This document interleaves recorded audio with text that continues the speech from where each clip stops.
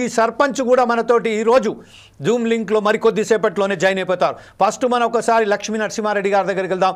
నరసింహారెడ్డి గారు, ప్రస్తుతం తెలంగాణలో మాత్రమే ఎన్నికలకు విషయంలో సర్పంచ్ ఎన్నికలలో ఎందుకు ఇలా జాప్యం జరుగుతుంది? దీనికి కారణాలేంటి? ఆర్టికల్ 24/3 ఏదైతే చెప్తుందో దాని ప్రకారం ఇంకో విషయం ఏంటంటే, గతంలో మనకు సంబంధించిన Tomar Singh versus municipal corporation ఏదైతే హైకోర్టుకు వెళ్ళిన తర్వాత 6 నెలల లోపే ఎన్నికలు నిర్వహించాలని చాలా తీర్పు ఇచ్చింది కోర్టు. అయినప్పటికీ ఈరోజు జాప్యం ఎందుకు జరుగుతుందండి? ముందుగా 4 సైట్స్ న్యూస్ ఛానల్ వారికి ప్రేక్షకులకు నమస్కారం తెలియజేస్తా ఉన్నాను. అదేవిధంగా ఈ కార్యక్రమంలో ఈరోజు పాల్పంచుకుంటున్నటువంటి జమీల్ గారికి, అదేవిధంగా రమేష్ పటేల్ గారికి, శంకర్ గారికి కూడా ఈ సర్పంచుల తరపున నేను నమస్కారాలు తెలియజేస్తా ఉన్నాను. మేము 2024 ఫిబ్రవరి 3వ తారీఖు రోజు మా కాల వ్యవధి అనేది ముగిసింది.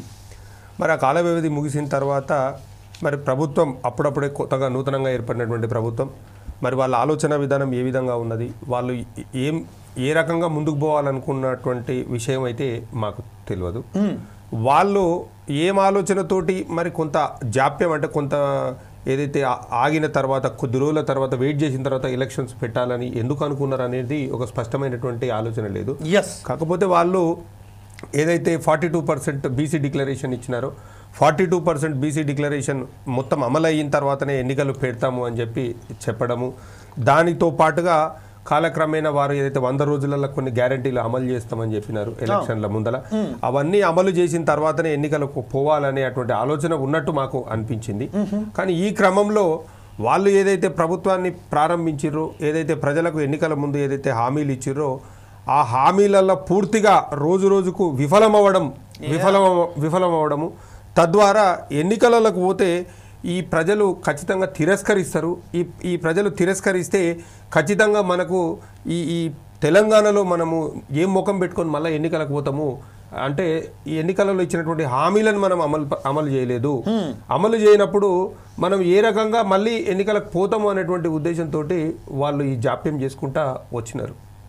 ముఖ్యంగా ఏదైనా ఒక వ్యవహారం చేసేటప్పుడు, ఏదైనా ఒక విషయం ముందుకు వెళ్ళేటప్పుడు దానిపైన కొంత అవగాహన అనేది అవసరం ప్రతి విషయంలో కానివ్వండి. ఎందుకంటే ఇప్పుడు ఒక క్యాలెండర్ సిస్టమ్ని మనం ఫాలో కావాల్సినటువంటి అవసరం ఉంటుంది. ఇందాక మీరు ఏదైతే చెప్పారో ఆర్టికల్ 24 ఏదైతే చెప్పినారో, ఎన్నికలు గడువు ముగియక ముందుకే ఖచ్చితంగా ఎన్నికల నిర్వహణ అనేది జరగాలి. ఒకవేళ గడువు అయిపోయిన తర్వాత కూడా నిర్దేశిత సమయంలో ఎన్నికలు నిర్వహించాలి.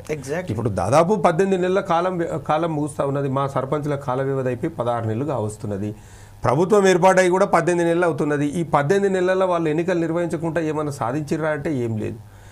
ఏదైతే తెలంగాణ రాష్ట్రంలో ఉన్నటువంటి గ్రామ పంచాయతీలలో మేము గడిచినటువంటి 5 సంవత్సరాలలో మేము అహర్నిశలు కష్టపడి ఈ తెలంగాణ రాష్ట్రాన్ని ఒక అద్భుతమైనటువంటి ఆదర్శవంతమైనటువంటి ఈ తెలంగాణ రాష్ట్రంలో పల్లెలను తీర్చిదిద్ది ఈరోజు భారతదేశంలో ఎన్నో అవార్డులు వచ్చినాయి. ఆ అవార్డులు దక్కించడంలో కీలకంగా వ్యవహరిస్తే మరి ఒక్కసారిగా ఈ తెలంగాణ పేరును, ఈ తెలంగాణ కీర్తిని మేము ఎంతో ఉన్నత స్థాయికి తీసుకపోతే ఈ పాలకులు వచ్చి 16 నెలల మొత్తము దిగజార్చి పాతాళానికి నెట్టేసినటువంటి పరిస్థితి ఈరోజు తెలంగాణ ప్రజానీకం మొత్తం ఎదురు చూస్తూ ఉన్నది.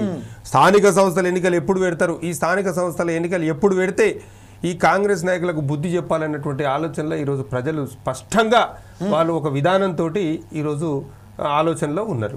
రైట్, ఇదే విషయంపై మరొకసారి రమేష్ పటేల్ గారి దగ్గరికి వెళ్దాం. రమేష్ పటేల్ గారు, ప్రస్తుతం